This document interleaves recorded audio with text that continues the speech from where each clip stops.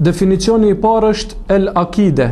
El-akide I thojnë në gjuhën arabe besimit. Në aspektin etimologjik apo gjuhësor,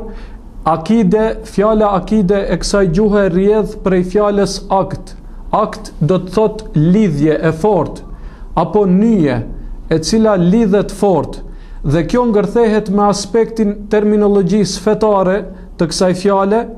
e cila është domethënë besimi I fortë I cili është I lidhur në mënyrë të fortë në zemrën e besimtarit, në besimin në Allahun e lartësuar, besimin në melekët e tij, besimin në pejgamberët e tij, besimin në librat e tij, besimin në ditën e gjykimit dhe besimi në kaderin, hajrin dhe sherrin e tij, dhe ngërthen në vete besimin në çdo lajm I cili na vjen nga Allahu I lartësuar dhe nga Muhamedi sallallahu alaihi wasallam.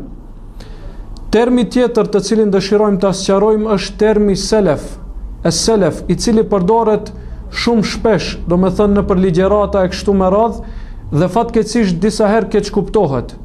Es-selef në gjuhën arabe do të thot ata të cilët na kanë parapri, ata që kanë qenë para nesh, dhe me këtë është për qëllim gjeneratat e para të muslimanëve, sepse pejgamberi sallallahu alaihi wasallam I ka lavdruar këtë gjenerata dhe ka thënë khairul kuruni qarni thumma alladhina yalunhum thumma alladhina yalunhum, ka thënë shekulli më I mirë në të cilin janë njerëzit më të mirë është shekulli në të cilin jam unë, pastaj ata që vinë pas dhe pastaj ata që vinë pas tyre.